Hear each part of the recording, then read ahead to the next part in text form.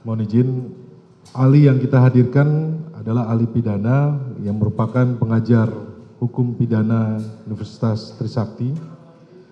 Ahli juga sebagai salah satu anggota tim pembahas RKUHP dan juga sekaligus salah satu jubir dari RKUHP dan atau KUHP yang baru. Kami akan bertanya kepada saudara ahli. Terima kasih untuk kehadirannya pada pagi hari ini, pada siang hari ini di persidangan yang mulia ini. Kami akan bertanya, apakah pengertian perbuatan pidana juga mencakup pertanggungjawaban dalam hukum pidana Indonesia? Sebelum saya menjawab pertanyaan penasihat hukum, perkenankan saya menyampaikan bahwa saya hadir di sini majelis secara pro bono atau cuma-cuma gratis. Dan tanpa mengurangi rasa hormat saya kepada majelis hakim, perkenankan saya menyampaikan ius curia novit, artinya hakim dianggap tahu hukum. Kehadiran saya di sini hanya untuk memberikan perspektif-perspektif yang sekiranya menguntungkan bagi terdakwa Richard Eliezer. Terima kasih. Izin menjawab majelis? Silakan. Baik. Tadi pertanyaan dari penasihat hukum menanyakan apakah ada perbedaan antara tindak pidana dan pertanggungjawaban pidana, kurang lebih seperti itu ya. Tindak pidana adalah suatu perbuatan yang dilarang dan apabila dilanggar diancamkan dengan sanksi atau nestapa berupa hukuman pidana. Nah, hukum pidana Indonesia memisahkan antara tindak pidana dan juga pertanggungjawaban pidana. Artinya, orang yang melakukan suatu tindak pidana belum tentu dapat dimintakan pertanggungjawaban pidana. Ini adalah konsekuensi dianutnya paham dualistis dalam hukum Indonesia yang secara langsung memisahkan antara tindak pidana atau strafbar feit dengan pertanggungjawaban pidana itu sendiri. Nah, kalau kita bicara tentang pertanggungjawaban majelis, itu merupakan suatu keadaan normal psikis yang membawa pada 3 macam kemampuan. Yang pertama adalah kemampuan untuk mengerti makna dan akibat sungguh-sungguh dari perbuatan dimaksud, khususnya perbuatan pidana ya. Yang kedua adalah dia mampu menginsafi bahwa perbuatannya tersebut bertentangan dengan ketertiban umum masyarakat. Dan yang ketiga, yang terakhir, si pelaku mampu untuk menentukan kehendak berbuat. Dengan kata lain, dia berada dalam kehendak bebas untuk melakukan suatu perbuatan pidana atau strafbar feit. Demikian. Terima kasih untuk penjelasannya, ahli. Kemudian kami akan bertanya selanjutnya, apakah pertanggungjawaban pidana tersebut juga mencakup mengenai kesalahan, ajaran mengenai kesalahan apa yang dikenal dalam hukum pidana di Indonesia? Baik, terima kasih penasihat hukum. Berbicara pertanggungjawaban atau Turkeningvatsbaarheid, itu adalah ekuivalen atau sama dalam pengertian kesalahan dalam arti yang luas. Nah, tadi saya sudah menyampaikan elemen-elemen dari pertanggungjawaban.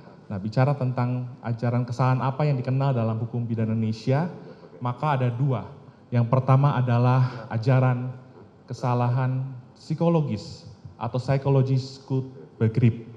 Ajaran ini salah satunya diperkenalkan atau diajarkan oleh Simons, ya, yang berupaya untuk melihat dan mengamati sikap batin dari si pelaku ketika dia melakukan suatu tindak pidana. Sedangkan ajaran yang kedua mengenai kesalahan adalah ajaran kesalahan normatif deskriptif atau normatif skut begrip. Ini merupakan kesalahan yuridis dengan menggunakan penilaian-penilaian yang bersifat normatif dari luar diri si pelaku untuk melihat apakah orang ini dapat dimintakan pertanggungjawaban pidana atau tidak. Nah, mungkin kalau kita mempelajari hukum pidana, kita pernah mendengar satu nama yang selama ini sering disebut-sebut, yaitu Profesor Mulyatno ya. Jadi Profesor Mulyatno pada waktu Dies Natalis Universitas UGM tahun 1955, dalam pidato pengukuhannya sebagai guru besar, Profesor Mulyatno secara tidak langsung melepaskan ajaran kesalahan psikologis dan lebih menggunakan ajaran kesalahan normatif deskriptif. Tentu bukan maunya Profesor Mulyatno saja, karena Profesor Mulyatno ini mengikuti pendapat Pompe. Ya. Mengapa demikian? Karena selain guru besar hukum pidana, Profesor Mulyatno ini juga merupakan jaksa agung muda pada waktu itu. Sehingga untuk mempermudah lapangan penuntutan atau rekuisitor, dalam suatu persidangan pidana, dalam upaya mencari kebenaran material, maka ada kewajiban untuk menghadirkan keterangan ahli, pendukung, misalnya seperti psikiater atau psikolog untuk memperjelas apakah seorang pelaku tindak pidana itu mempunyai sikap batin atau dalam konteks ajaran kesalahan psikologis. Dan bagi Mulyatno pada waktu itu ini dirasakan cukup rumit untuk menghadirkan psikiater atau psikolog dalam setiap persidangan perkara pidana. Demikian. Terima kasih penjelasannya. Saudara Ali, bagaimana hubungan antara perbuatan pidana, strafbare feit, dan pertanggungjawaban pidana, tongken farbeit? Hubungan antara perbuatan pidana atau strafbare feit dengan pertanggungjawaban atau toekenningsvatbaar feit adalah seseorang yang melakukan suatu tindak pidana.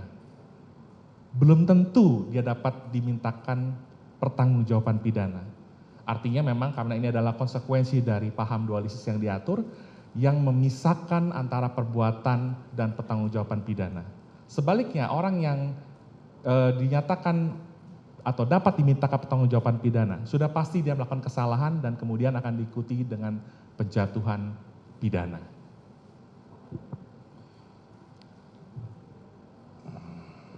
Terima kasih.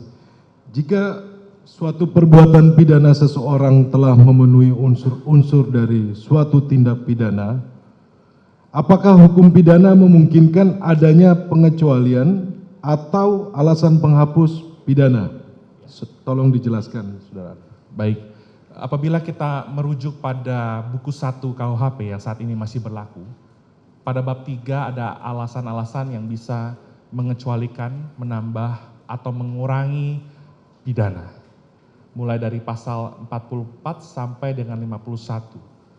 44 ini adalah dirumuskan secara negatif, toekenningsvatbaar ketika seorang tidak dapat dipertanggungjawabkan karena ada terganggu pada pertumbuhan jiwanya atau karena penyakit. Gebreke ontwikkeling atau ziekelijk storing. Kemudian kalau kita beranjak ke pasal 48, seseorang yang melakukan perbuatan pidana karena ada daya paksa atau overmacht atau keadaan darurat noodtoestand itu juga tidak dapat dimintakan pertanggungjawaban pidana.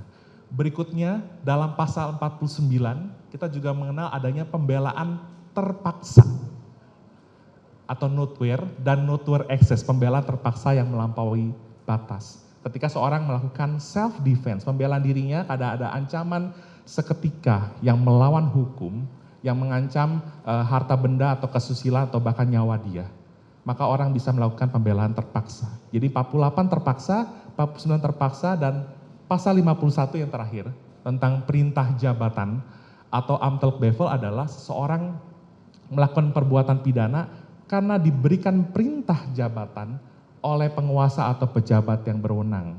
Demikian. Terima kasih. Bagaimana substansi dan makna dari ketentuan pasal 51 ayat 1 KUHP tentang perintah jabatan ambtelijk bevel sebagai salah satu alasan penghapus pidana, yaitu alasan pembenar? Ya, jika yang ditanyakan penasihat hukum adalah pasal 51 ayat 1, maka redaksionalnya adalah niet strafbaar, tidak dipidana, orang yang melakukan suatu perbuatan pidana karena adanya perintah jabatan atau ambtelijk bevel yang diberikan oleh penguasa yang berwenang.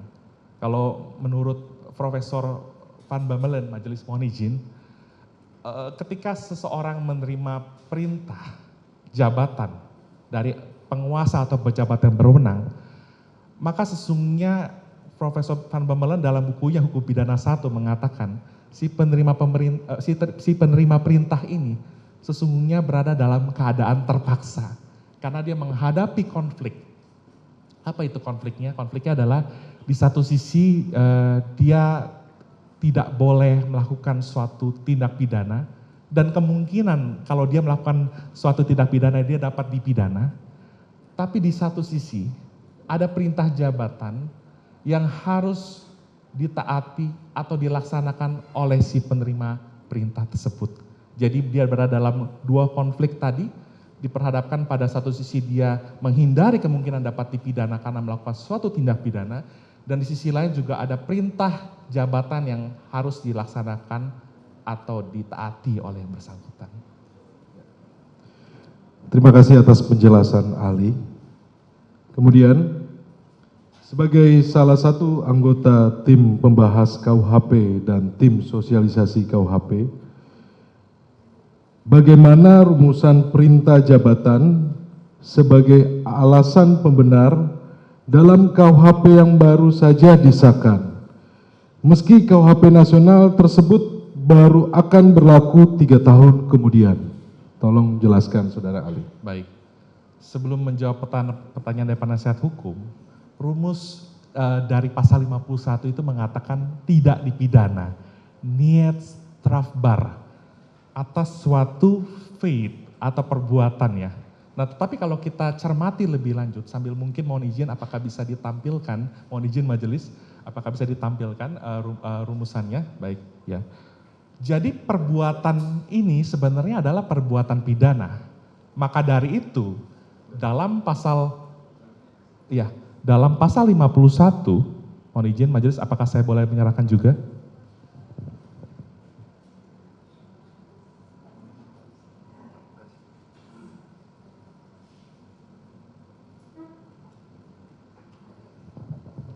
Izin mengulangi majelis. Jadi dalam pasal 51 ayat 1 ini yang dihapuskan adalah elemen melawan hukum. Berarti sebenarnya ada suatu perbuatan melawan hukum di sana gitu. Tapi memang rumusan awalnya adalah faith ya atau perbuatan. Nah, tapi dalam KUHP yang baru saja disahkan meskipun daya lakunya itu 3 tahun kemudian, tapi sekiranya ada nilai-nilai hukum yang mungkin bisa kita gali di sini. Dalam pasal 32 KUHP baru, setiap orang yang melakukan perbuatan yang dilarang. Jadi KUHP baru secara ekspresif verbis menyatakan bahwa setiap orang yang melakukan perbuatan yang dilarang karena adanya suatu perintah jabatan, maka dia tidak dipidana. Nah, lebih seperti itu. Nah, jadi ada penegasan dari KUHP bahwa perbuatan atau faith yang dimaksud dalam perintah jabatan atau amtelk bevel ini adalah perbuatan yang dilarang atau bisa dikatakan sebagai perbuatan yang bersifat melawan hukum atau wederrechtelijkheid. Demikian majelis. Mohon izin majelis diteruskan rekan saya.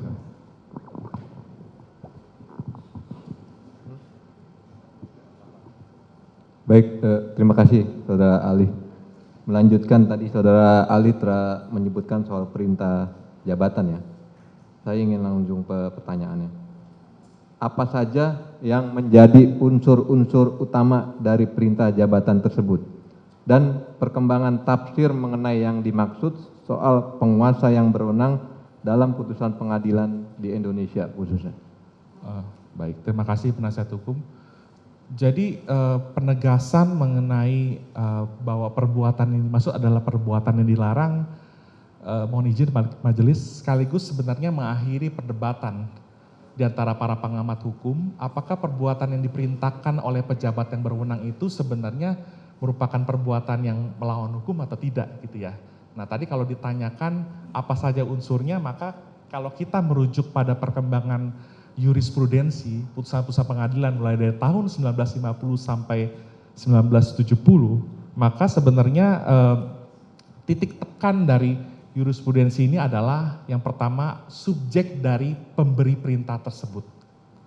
Artinya bicara tentang subjek pemberi perintah tersebut atau pejabat yang berwenang atau penguasa yang berwenang yang dalam bahasa aslinya dikatakan sebagai bevoegde-gezag, itu berarti dia memang memiliki otoritas.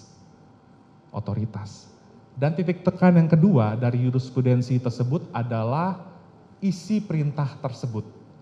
Ada perintah jabatan yang diberikan oleh orang yang memang memiliki otoritas untuk memberikan perintah tersebut.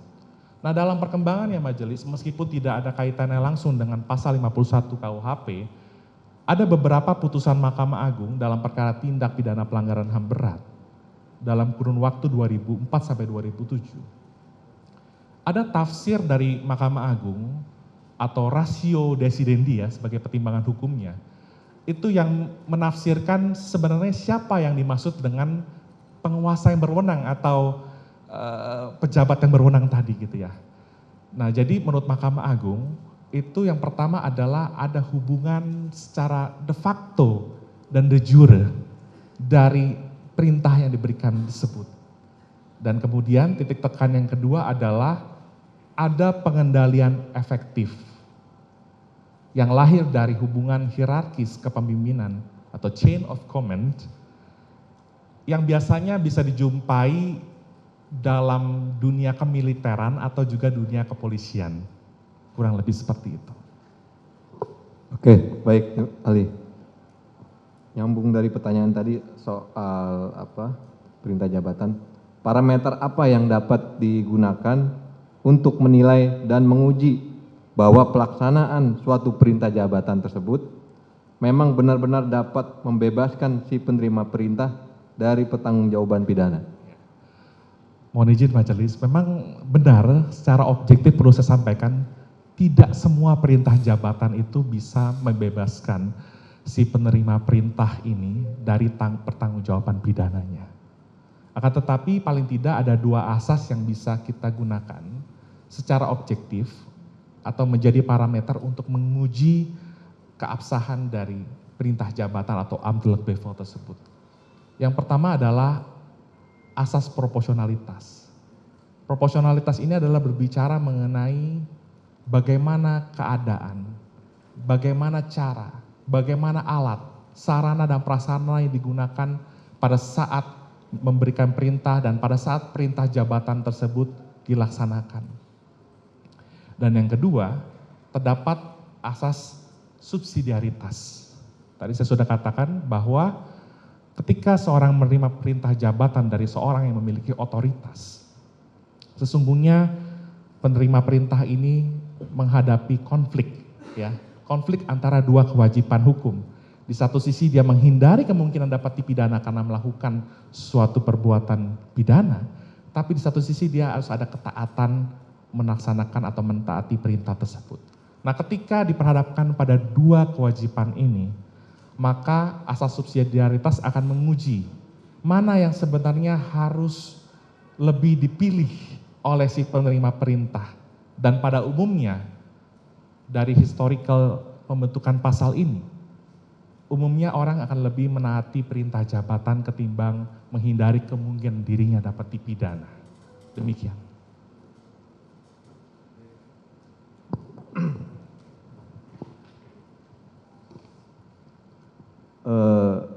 Apabila seseorang penerima suatu perintah jabatan dari penguasa atau pejabat berwenang untuk melakukan suatu perbuatan yang melawan hukum, misalnya tindak pidana pembunuhan, apakah ia si penerima perintah dapat berlindung dan dengan menggunakan alasan adanya perintah jabatan sebagaimana dimaksud pasal 51 ayat 1 KUHP yang saudara ahli tadi?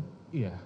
Jadi sebenarnya pembentuk undang-undang ketika merumuskan perbuatan yang dilaksanakan karena perintah jabatan sama sekali tidak membatasi perbuatan pidana apa saja yang diatur dalam pasal 51 ini, karena ini memang adalah ketentuan yang bersifat umum ini, pasal 51 ini.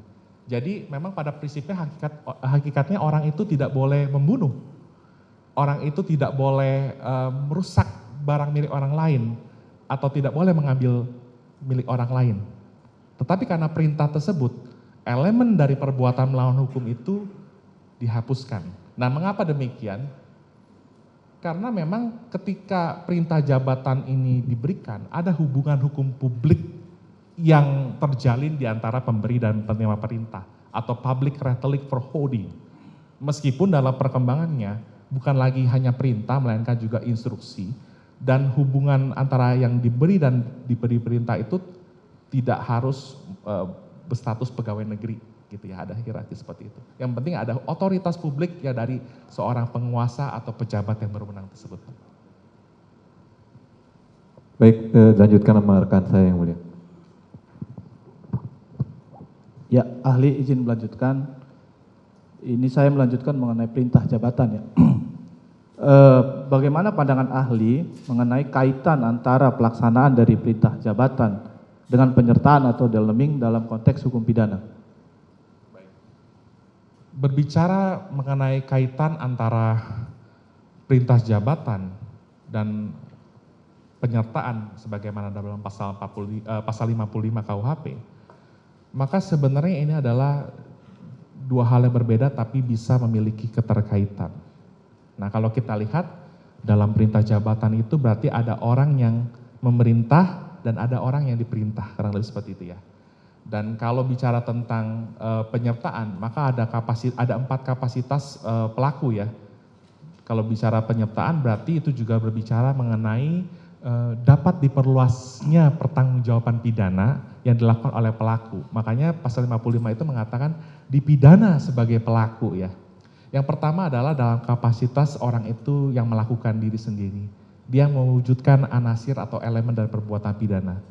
Itulah yang disebut dengan player. Yang kedua ada don player. Don player itu adalah orang yang menyuruh lakukan. Di sini setidaknya ada orang yang menyuruh atau manus domina dan ada orang yang disuruh, manus ministra. Umumnya orang yang disuruh ini tidak dapat dipertanggungjawabkan karena dia itu hanya dianggap sebagai alat dari yang disuruh. Yang ketiga adalah mideplegan, artinya orang itu turut bersama-sama mewujudkan suatu delik, ya, baik dia memenuhi unsur atau tidak memenuhi unsur di antara para pelakunya. Dan yang terakhir adalah with looking atau with looker orangnya.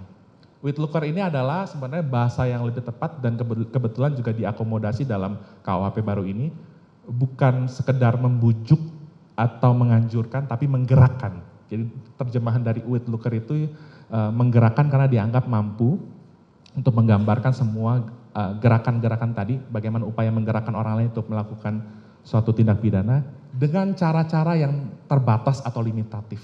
Misalnya dengan pemberian, dengan janji, penyalahgunaan kekuasaan dan penyesatan dan sebagainya. Nah, jadi kaitannya dalam konteks penyertaan yang paling relevan adalah menyuruh lakukan atau don't play hand. Baik, terima kasih ahli. Tadi ahli sudah sempat menyinggung mengenai KUHP yang baru ya.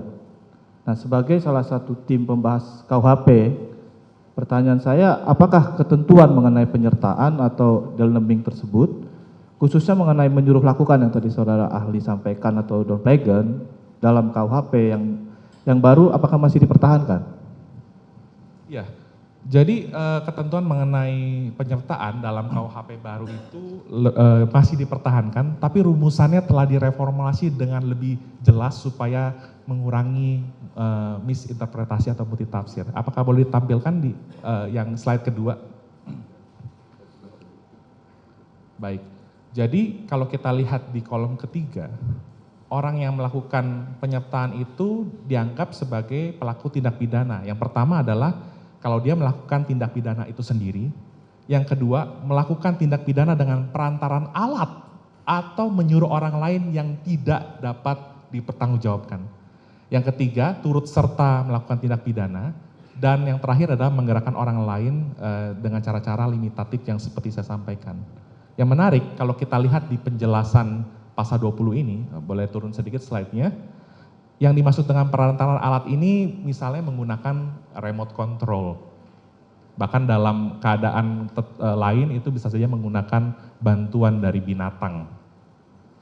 Yang digunakan secara tidak langsung maksud saya, untuk melakukan tindak pidana, karena dalam hal menyuruh lakukan, penjelasan pasal 20 KUHP baru ini mengatakan, orang yang disuruh melakukan tindak pidana tidak dipidana karena tidak ada unsur kesalahan. Berarti berlaku asas tiada pidana tanpa kesalahan. Hensstraf, Zonderschuld atau actus non facit reum, nisi mensit rea. Baik, terima kasih ahli. Kemudian selama ini kan kita sering mendengar adanya perbedaan pandangan di antara para pengamat hukum yang menyatakan bahwa perintah jabatan dari seorang pejabat, dalam hal ini atasan, misalnya petinggi kepolisian, tidak boleh atau tidak mencakup perintah untuk menembak yang mengakibatkan kematian terhadap orang lain. Dan perintah itu tidak termasuk dalam job desk dari pekerjaan bawahan tersebut. Nah, kami ingin mengetahui bagaimana pandangan ahli mengenai hal tersebut. Mohon izin majelis. Jadi berbicara tentang pasal 51 ini karena ada ayat 1 dan ayat 2, maka untuk menjawab pertanyaan dari penasihat hukum, saya perlu kembali flashback ke terjemahan aslinya. Apakah boleh tolong ditampilkan yang page pertama? Jadi memang karena yang dihapus adalah elemen melawan hukum, maka sebenarnya perbuatan ini adalah perbuatan yang dilarang ketika perintah jabatan itu diberikan, majelis. Nah, kenapa perintah jabatan ini bisa diberikan? Karena tadi ada, boleh naik sedikit, yang page pertama, ada penguasa yang berwenang, ada otoritas. Dalam terjemahan bahasa asli disebut dengan bevoegdgezag. Nah, ini sekaligus tidak membatasi perbuatan yang dilarang apa saja yang bisa diperintahkan dalam situ. Namun tadi saya sudah sampaikan ada asas proporsionalitas dan subsidiaritas untuk menguji objektivitasnya. Nah, kalau kita lihat dalam ayat 2, tadi ada pertanyaan dari penasihat hukum mengenai job desk ya. Job desk itu atau lingkup pekerjaan itu justru bukan diterjemahkan sebagai ambtelijk bevel, perintah jabatan, atau juga pejabat yang berwenang atau bevoegdgezag. Tetapi justru diterjemahkan oleh pembuat undang-undang sebagai onderhezigheid. Dalam ayat 2, ketika orang menerima perintah dari orang yang tidak berwenang, tidak memiliki otoritas, dan dengan itikat baik, dengan de goede trouw, dia menyangka perintah itu diberikan oleh orang yang otoritas dan dilaksanakan dalam lingkup kewenangannya. Ini ayat 2 ya, beda dengan ayat 1 tadi. Maka si penerima perintah ini karena dia melaksanakan masih dalam job desk-nya, ayat 2, atau onderhezigheid, ya dia nggak bisa dipidana. Contohnya mungkin paling gampang boleh saya kasih contoh ya, misalkan belum ada SPDP nih, belum ada surat perintah dimulai penyidikan. Seorang pejabat dari salah satu institusi kepolisian misalnya, memiliki dendam pribadi, ya dia kemudian memerintahkan bawahannya untuk ya udah kamu tangkap saja orang itu, tahan dulu, bisa tangkap dulu 1x24 jam, masalah nanti ada pra peradilan dan sebagainya, itu urusan lain. Padahal belum ada SPDP. Nah ini SPDP kan memberikan kewenangan untuk melakukan penyidikan sebagai suatu serangkaian untuk melakukan pengumpulan bukti untuk membuat satu perkara terang dan menemukan siapa tersangkanya, kurang lebih gitu ya definisi KUHP. Nah berarti perintah itu sebenarnya meskipun ada hubungan facto de jure, itu tidak ada otoritas karena belum ada SPDP dari atasannya kan. Belum mulai penyidikan bagaimana mungkin bisa melakukan suatu upaya paksa atau dual middelen tadi. Ini hanya sebagai salah satu contoh saja untuk membedakan antara ayat 1 dan ayat 2 tadi. Demikian. Ya, terima kasih ahli atas pencerahannya, dilanjutkan oleh rekan saya. Baik, terima kasih. Saudara ahli, kami ingin bertanya terkait pasal 55 ya. Jika pasal 55 KUHP itu dikaitkan dengan peristiwa penembakan atau pembunuhan yang tadi rekan kami tanyakan, kami mau meminta penjelasan ahli tentang apa yang dimaksud dengan pihak yang menyuruh melakukan atau downplagger. Apa saja syarat-syarat bagi seseorang untuk dapat dikategorikan sebagai pihak yang menyuruh melakukan. Terima kasih. Ya. Dalam menyuruh lakukan atau downplayer ya, orangnya downplayer, berarti paling sedikit ada 2 orang, yaitu adalah ada orang yang menyuruh atau manus domina, dan juga ada orang yang disuruh, manus ministra. Nah, biasanya tadi seperti yang saya jelaskan dalam KUHP baru, orang yang disuruh ini biasa tidak dapat dipertanggungjawabkan. Nah, karena dia hanya merupakan alat saja. Nah, cara-cara untuk menyuruh ini tidak dibatasi oleh pembuat undang-undang. Ya, tidak seperti halnya dalam menggerakkan atau with looking. Tapi cara ini, cara menyuruhnya itu tidak dibatasi sekali oleh pembuat undang-undang. Sehingga ketika ada semacam perintah atau apapun juga berupa instruksi menyuruh lakukan, maka orang ini sesungguhnya berada dalam keadaan tidak dapat dipertanggungjawabkan secara pidana. Kurang lebih seperti itu. Baik, terima kasih saudara ahli. Melanjutkan apa yang tadi rekan kami sampaikan tentang peristiwa penembakan yang diperintahkan oleh atasan, jika dikaitkan dengan peristiwa penembakan atau pembunuhan tersebut, menurut ahli, apakah pejabat atau petinggi yang memberi perintah kepada bawahannya untuk menembak atau membunuh dapat dikategorikan sebagai pihak yang menyuruh melakukan atau downplagger? Iya, kalau kita lihat dari kapasitas penyertaan tadi, beberapa bentuk ya dari penyertaan tadi, maka yang paling relevan adalah menyuruh lakukan, karena menyuruh itu berarti kan bisa berupa perintah atau instruksi yang dilaksanakan oleh orang yang sesungguhnya tidak bisa dimintakan pertanggungjawaban. Baik itu karena pasal 44 atau 48 ada daya paksa, atau karena 51 KUHP. Jadi dalam konteks yang tadi lebih tepat yang menyuruh melakukannya? Iya, karena caranya tidak dibatasi. Oke. Dan juga orang yang disuruh lakukan tadi tidak bisa dipertanggungjawabkan hanya karena dia merupakan seorang alat. Baik, terima kasih. Lalu di mata hukum saudara ahli, bagaimana kedudukan bawahan yang melakukan perintah atasannya untuk melakukan penembakan tersebut? Baik. Jadi kalau kita lihat di pasal 51, yang dihapuskan adalah elemen melawan hukum dari pelaksanaan perintah jabatan yang dilakukan oleh si penerima perintah. Tetapi dalam pasal 55, dalam kaitannya dengan penyertaan dan perluasan pertanggungjawaban pidana, orang yang disuruh lakukan itu sesungguhnya tidak memiliki kesalahan, tidak memiliki kesengajaan, tidak memiliki kehendak untuk melakukan suatu perbuatan pidana. Baik, terima kasih saudara ahli. Jika demikian, kalau si bawahan itu hanya sebagai alat, pertanyaan kami, apakah dia tidak dapat dituntut pertanggungjawaban pidana, atau apakah ia dapat dibebaskan dari pertanggungjawaban pidana? Apakah ahli bisa menyampaikan asas atau dasar hukum terkait hal tersebut? Iya, karena yang disuruh ini tidak dapat dipertanggungjawabkan dan tidak ada kesalahan di dalamnya, maka mohon izin majelis menggunakan bahasa Latin, Qui mandat ipse fecisse videtur. Siapa yang memerintah dianggap telah melakukannya sendiri. Baik, saudara ahli, kami ingin memperdalam hal ini. Mohon saudara ahli menjelaskan tentang kategori orang yang terlibat dalam sebuah tindak pidana, namun hanya berperan sebagai alat yang dipergunakan saja. Apakah itu hanya untuk orang gila atau orang yang dibawa todongan senjata saja, atau ada kondisi lain yang dapat membuat orang itu dapat dikategorikan hanya sebagai alat? Mohon penjelasan saudara ahli.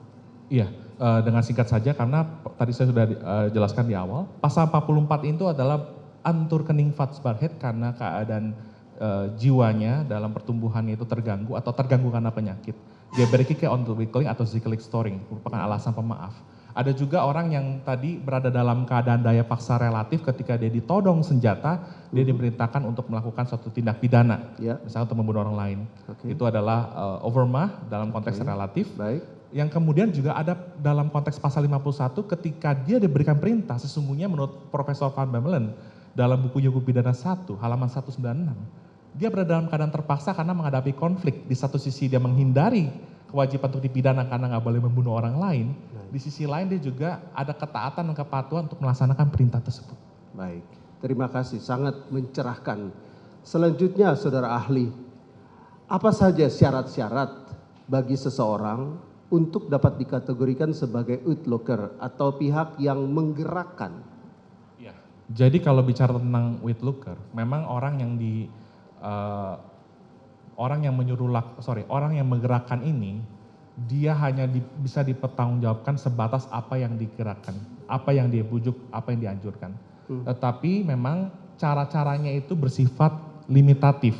Artinya ada orang yang menggerakkan, itu disebut dengan aktor intelektualis, dan orang yang digerakkan ini dia disebut aktor materialis. Tapi orang yang digerakkan ini sesungguhnya dua-duanya bisa dimintakan pertanggungjawaban karena memang setelah tergerak ada kehendak untuk melakukan itu. Sedangkan kalau dibandingkan dengan Don Plehen, orang yang disuruh itu sebenarnya tidak dapat dipertanggungjawabkan karena tidak ada kesalahan dari orang yang disuruh sebagai manus ministra. Inilah bedanya antara sekaligus menjawab antara Don Plehen dan juga Wittluking. Baik, untuk membuat lebih terang, saya akan bertanya berdasarkan pernyataan tadi yang rekan kami sampaikan sebelumnya tentang perintah penembakan atau pembunuhan yang dilakukan atasan terhadap bawahan. Pertanyaan kami, bagaimana pendapat ahli jika ada pihak lain yang mengatakan bahwa pejabat yang memerintahkan penembakan tersebut hanya pihak yang menggerakkan saja? Bagaimana pendapat saudara? Iya, jadi kalau ada pandangan lain yang mengatakan bahwa ini hanya hanya gerakan saja, hanya menggerakkan saja atau Wittluking saja, maka dalam upaya mencari kebenaran material perlu dilihat fakta-fakta yang terkait. Baik. Bagaimana kebenaran material atau kebenaran hakiki yang diperoleh dari serangkaian fakta yang menunjukkan adanya suatu perbuatan pidana dan upaya-upaya untuk mewujudkan suatu delik tadi. Karena tadi saya sudah sampaikan bahwa ketika orang digerakkan maka dia punya kehendak juga ya sama. Sebaliknya orang yang disuruh lakukan dia sebenarnya tidak memiliki kehendak untuk melakukan itu. Baik, yang disuruh tidak memiliki kehendak hanya melaksanakan apa yang diperintahkan. Baik, selanjutnya dalam konteks peristiwa yang tadi, apakah pejabat atau petinggi tersebut dalam konteks masalah yang tadi dapat diklasifikasikan sebagai pihak yang menggerakkan saja atau lebih tepat untuk dikatakan sebagai pihak yang menyuruh melakukan? Ya, jadi sebenarnya itu tadi sekali lagi saya sudah sampaikan tergantung dari fakta-fakta. Apalagi gini, kalau bicara tentang ini tindak pidana pembunuhan, tindak pembunuhan berencana ya, berarti ada Doodslag dan ada mord, ada premeditated murder ya. Berarti dalam konteks ini perlu dilihat sebenarnya niat dari awalnya itu untuk melakukan apa? Baik. Untuk melakukan, karena begini, bisa tentang ajaran kausalitas berarti kan itu merupakan delik yang bersifat material satu, kedua adalah delik yang dikualifikasi dengan akibat. Sebenarnya akibat apa sih yang hendak dikendaki oleh si pembuat? Jadi niat ini berhubungan dengan akibat. Akibat apa yang sebenarnya dikehendaki oleh si pembuat, baik itu dia dalam kapasitas sebagai manus domina, sebagai orang yang menyuruh lakukan, atau dalam konteks sebagai aktor intelektualis. Akibat apa yang hendak dikehendaki? Itulah untuk menjawab seluruh pertanyaan pelaku yang disuruh ini atau orang yang digerak ini masuk dalam kualifikasi yang mana, kurang lebih seperti itu. Oke. Baik, terima kasih saudara ahli. Kami ingin kembali ke pasal 51 KUHP ya. Menurut ahli, bagaimana dalam hal terdapat keraguan dalam memaknai atau menafsirkan rumusan pasal 51 ayat 1 KUHP secara apa yang tertulis dalam norma undang-undang atau secara gramatikal? Dan apakah yang menjadi latar belakang peristiwa atau kejadian yang melandasi aturan perumusan aturan perintah jabatan, baik secara historis maupun secara filosofis? Iya, mohon izin majelis, ketika saya melihat beberapa referensi, memang contoh-contoh yang diberikan oleh beberapa penulis buku tidak terlalu clear menjelaskan hal ini, gitu ya. Bahkan ini membuat seringkali terjadi perdebatan di luar sana tentang perintah jabatan atau amtelk bevel. Ya wajar saja ketika kita membaca secara gramatikal, ini kok boleh orang melakukan perbuatan pidana ya? Padahal perbuatan tersebut adalah perbuatan yang melawan hukum dan dilarang. Oleh karena itu kita perlu kembali pada penafsiran, kalau ada keraguan ya atau penafsiran gramatikal, kita perlu kembali kepada penafsiran historis atau historia legis dan penafsiran teleologis, keadaan sosial dan faktor-faktor yang membuat pembentuk undang-undang merumuskan pasal 51 ini. Boleh saya sampaikan alasan filosofisnya majelis? Ini berasal dari adagium id danum dat cui ubit dare, ius vero nulla culpa est, qui parere necessit, yang artinya pertanggungjawaban tidak akan diminta terhadap atau kepada mereka yang patuh melaksanakan perintah, melainkan terhadap mereka yang memberikan perintah tersebut. Nah, kalau bicara tentang ajaran filosofis, boleh saya jelaskan sedikit dengan singkat majelis. Ini sama tuanya dengan peradaban kerajaan Romawi yang sudah mengenal dunia kemiliteran sedemikian rupa. Pada waktu itu ada pemimpin dari pasukan besar yang prajuritnya sakit keras. Pemimpin atau perwira ini begitu sayang pada prajuritnya. Dan ketika dia mendengar ada kabar seorang guru yang bisa menyembuhkan prajurit ini, dia mendatangi guru tersebut, tapi tanpa membawa prajurit yang sakit. Mungkin guru itu bertanya pada waktu itu, mana yang sakit yang mau saya sembuhkan, mana? Gitu ya. Tapi apa yang dikatakan oleh perwira ini, dia bilang gini, aku ini juga seorang bawahan. Kalau aku suruh prajurit, aku datang, dia datang. Kalau aku suruh prajurit, aku pergi, dia pergi. Dan kalaupun aku menyuruh yang lain untuk melakukan perintah, maka yang lain itu akan melakukan perintah. Dan sang guru ini begitu takjub dengan jawaban dari guru itu. Dan yang pernah satu mau tahu apa yang terjadi? Seketika itu juga prajurit yang sakit itu sembuh. Itulah filosofis yang mendasari perintah jabatan ini, salah satu diantaranya ya. Demikian. Baik, terima kasih saudara ahli, sangat mencerahkan bagi kami semua ya. Saudara ahli, tadi ahli mengatakan bahwa yang dihapuskan dalam pasal 51 ayat 1 KUHP adalah elemen melawan hukum dari suatu pelaksanaan perintah jabatan. Pertanyaan kami, bagaimana kaitan antara elemen melawan hukum dengan kesalahan? Terima kasih. Baik, terima kasih penasihat hukum. Jadi bicara tentang elemen melawan hukum atau whether like hate, itu adalah keadaan yang bersifat objektif. Maka disebut dengan istilah objective on-reh element. Tetapi kalau kita bicara tentang kesalahan, itu bersifat subjektif atau subjective on-reh element. Makanya harus dilihat dari sikap batin tadi, ya kan? Nah, orang yang melakukan suatu kesalahan, sudah pasti dia melakukan perbuatan melawan hukum. Tetapi orang yang melakukan perbuatan melawan hukum, belum tentu dia memiliki kesalahan. Demikian. Baik, terima kasih saudara ahli. Lalu jika terdapat keraguan-raguan ya dalam melihat apakah seseorang dapat dipertanggungjawabkan ketika ia melakukan suatu perintah jabatan, dalam arti si penerima perintah melaksanakan suatu perintah yang melawan hukum, misalnya menembak seseorang hingga mengakibatkan kematian. Pertanyaan kami, ajaran kesalahan mana dalam hukum pidana yang seharusnya diterapkan? Iya, dalam melihat ajaran kesalahan mana, tadi saya sudah di awal sudah menyampaikan ada ajaran kesalahan psikologis, ada ajaran kesalahan normatif deskriptif. Kalau ajaran kesalahan normatif deskriptif, ketika seseorang memenuhi rumusan delik dan yang dilakukan itu sesuai dengan maksud pembentuk undang-undang dalam merumuskan itu selesai. Makanya disebut dengan normal for trading, kesalahan yuridis tadi.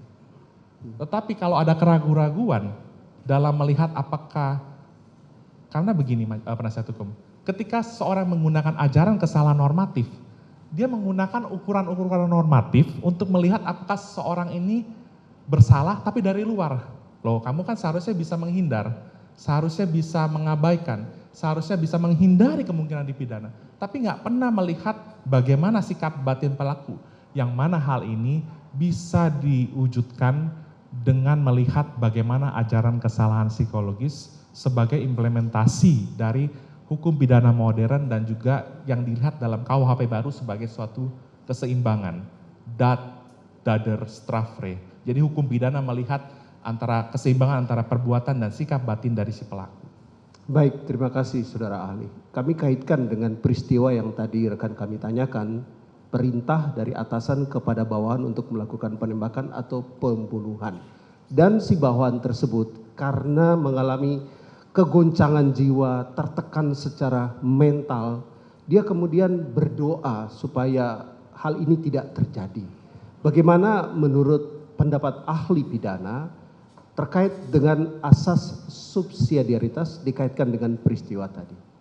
Ya, jadi memang akan sulit kalau kita hanya melihat tadi apa ada kata berdoa ya, Ya. ketika dia menerima perintah. Jadi akan sulit sekali melihat ukuran-ukuran normatif untuk menilai apakah dia bisa menghindari perbuatan tersebut. Nah, maka dari itu, ajaran subsidiaritas ini menjadi penting ketika dikaitkan dengan ajaran kesalahan psikologis untuk melihat ketika seorang penerima perintah ini berada dalam konflik, di satu sisi dia menghindari kemungkinan dapat dipidana, dan di satu sisi dia harus patuh melaksanakan perintah, kira-kira keputusan yang diambil itu apa? Dan pada umumnya, orang akan lebih menaati suatu perintah jabatan. Pada umumnya akan lebih mentaati perintah jabatan. Sekalipun perintah jabatan itu terkadang melampaui batas. Oke. Maka dari itu penting untuk melihat kesalahan pelaku dari sisi psikologi skuld begrip atau kesalahan psikologis. Sekalipun melebihi perintah tetapi berdasarkan penjelasan dari sisi psikologis, seperti itu kondisinya. Terima kasih Saudara Ilyas. Pertanyaan terakhir dari kami. Pasal 7 ayat 3 Peraturan Kapolri nomor 14 tahun 2011 tentang kode etik profesi Polri menyebutkan bahwa setiap anggota Polri yang berkedudukan sebagai bawahan wajib menolak perintah atasan yang bertentangan dengan norma hukum, norma agama, dan norma kesusilaan. Ya, dalam hal seorang polisi dengan pangkat yang paling rendah tidak melakukan kewajibannya untuk menolak perintah jabatan yang berpangkat tinggi jauh di atasnya. Padahal perintah itu bertentangan dengan norma hukum. Pertanyaan kami, konsekuensi apa yang akan ditanggung oleh bawahan tersebut?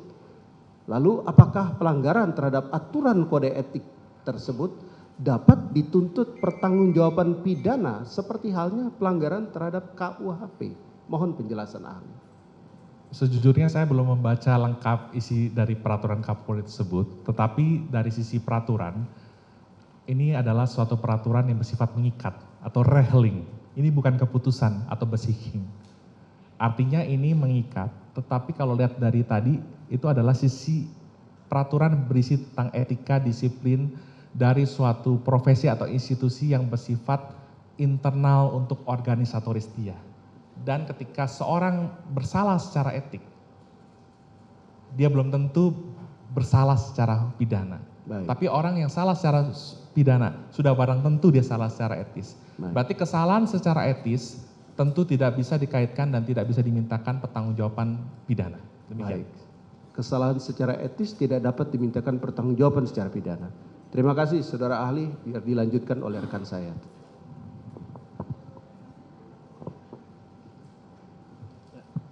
Izin melanjutkan majelis. Saudara ahli, tadi saudara ahli sudah banyak menjelaskan tentang pasal 51 oblique bevel. Sekarang saya mau tanya kepada saudara ahli tentang hal yang di luar itu.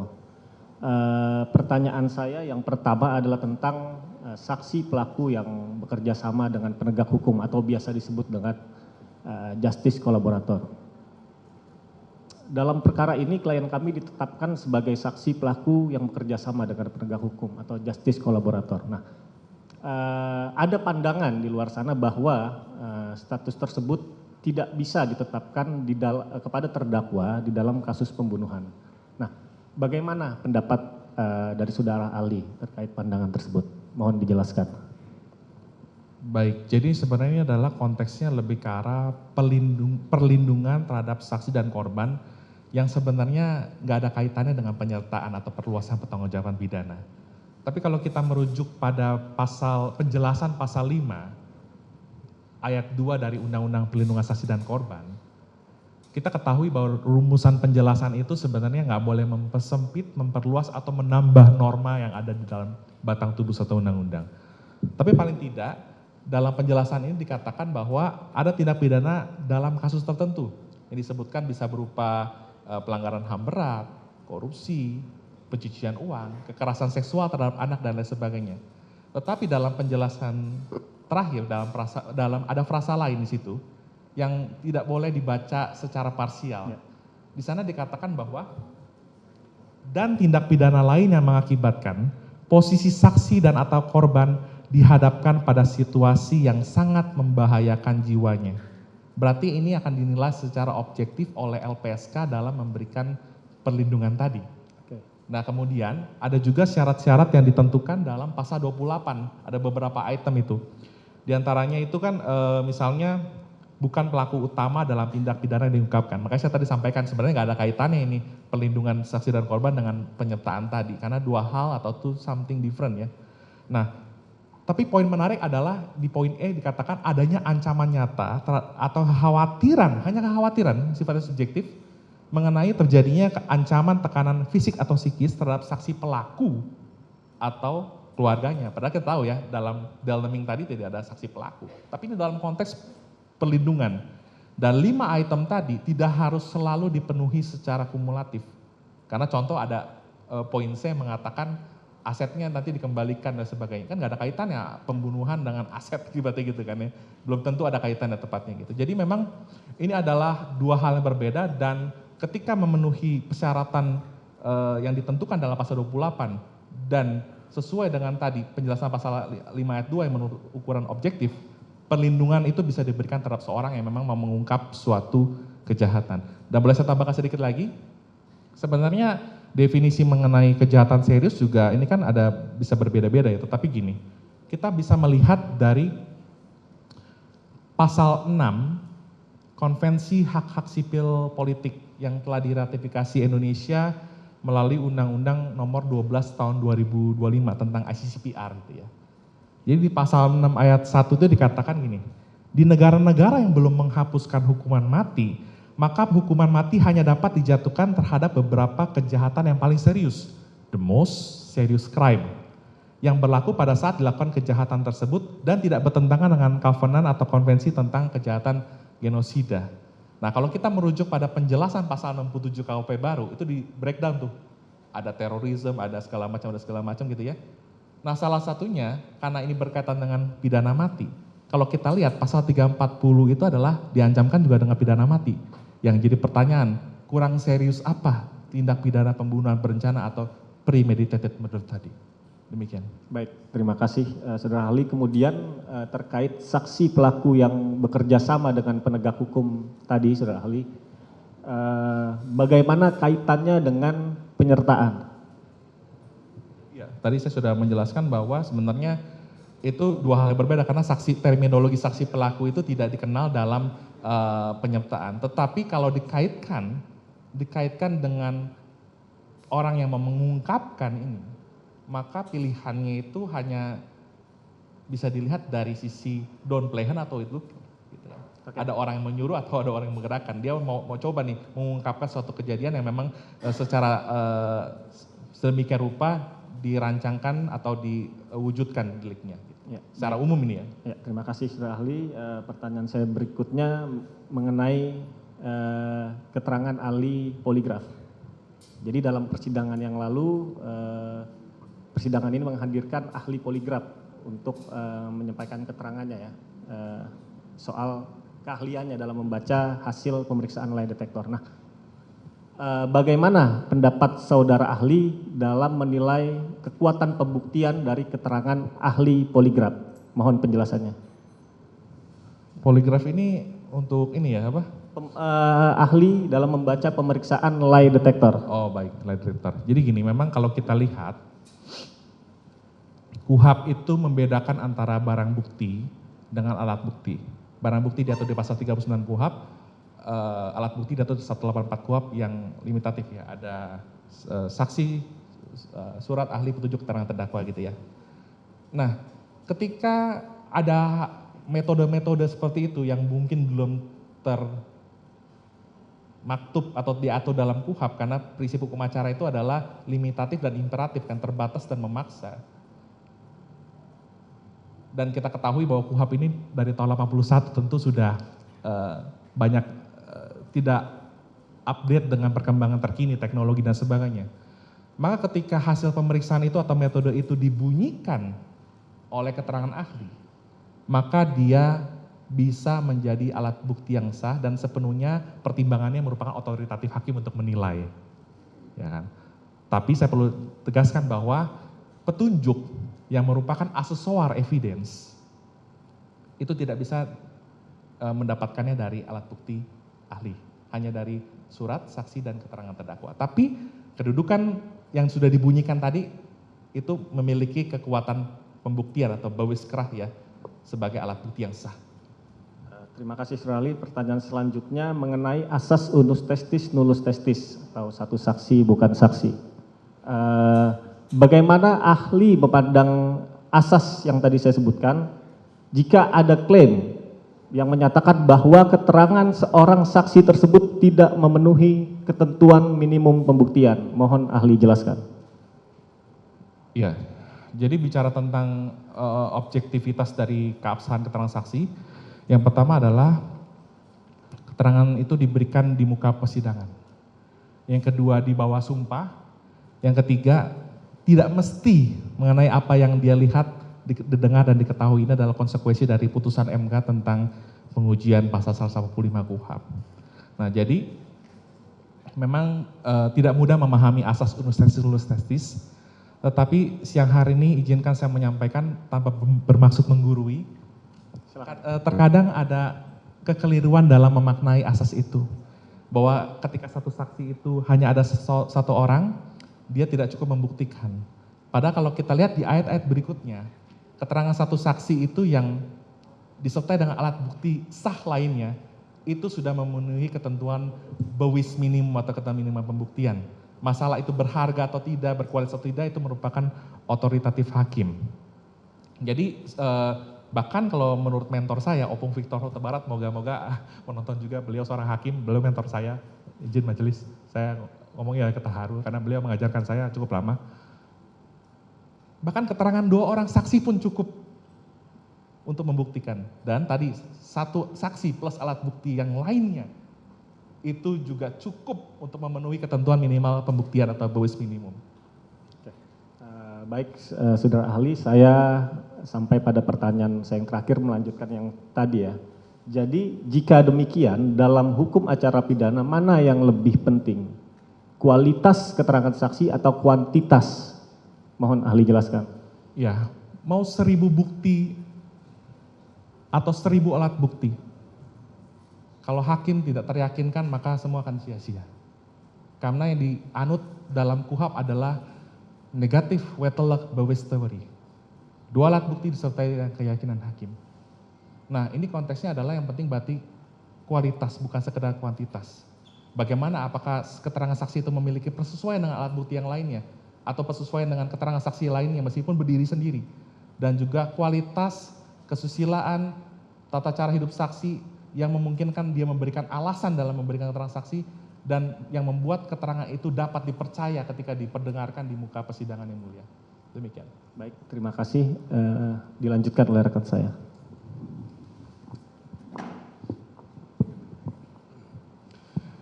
Mohon izin majelis, mohon izin jaksa penuntut umum. Waktu tersisa 3 menit lagi. Ya, satu pertanyaan terakhir majelis. Setelah menguraikan seluruh penjelasan yang ada, maka apabila masih terdapat keraguan mengenai elemen melawan hukum dalam pelaksanaan perintah jabatan tersebut bisa dihapuskan dan apakah si penerima perintah yang melakukan perbuatan itu dapat dipersalahkan atau tidak. Bagaimana hukum pidana dan hukum acara pidana memandang hal ini? Jadi ada 2 jawaban yang saya akan sampaikan dengan singkat, mohon izin majelis. Yang pertama, sesuai adagium in criminalibus beden esse luce clariores. Dalam hukum pidana itu bukti-bukti harus seterang cahaya. Artinya memang harus betul-betul memiliki suatu kekuatan pembuktian yang bersifat meyakinkan hakim.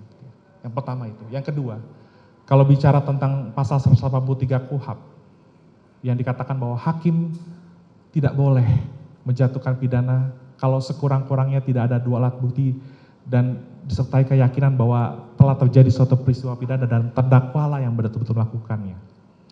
Pasal 183 ini dirumuskan secara negatif bahwa izin yang mulia hakim tidak boleh.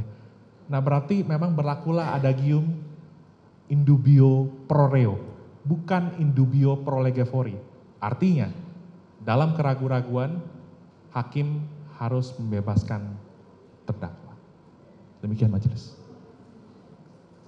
Terima kasih majelis, cukup dari kami 1 jam. Masih ada lagi? Sesuai dengan Enggak, asas. kalau memang masih Sudah ada cukup. lagi, kami tambah waktunya.